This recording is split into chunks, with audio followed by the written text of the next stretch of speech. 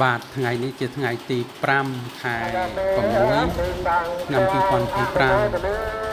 ពួកខ្ញុំជាកូនចៅបាទធ្វើចែកមួយបញ្ជនដល់ពុកក្មេងស្ដាយក្មេកនៅវត្ត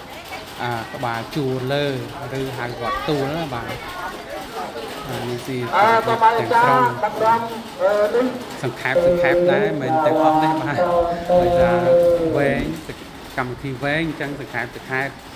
tăng tô á hồi này giàu ba hồi này giàu kẹt in này giàu ăn chơi ra này giàu ăn ơn ra ăn con nhang về tăng lộ cả sa năng và năng ê tế na sai trở lại chế na an tô mê kê ya mang lại an ơn ta mang kê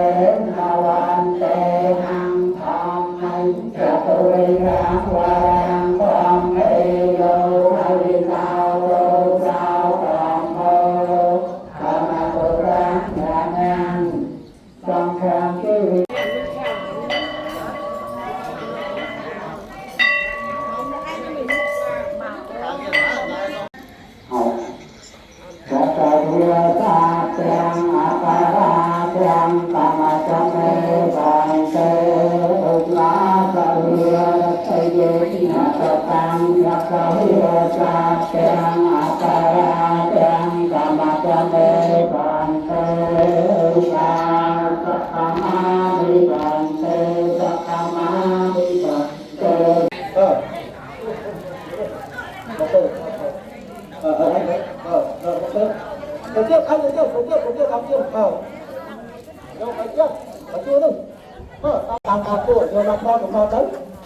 ហើយ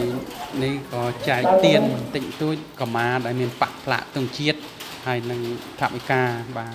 ចែកជូនចាស់នៅកំពង់សូត្រមុនបាទសូមអរគុណសូមជម្រាបលា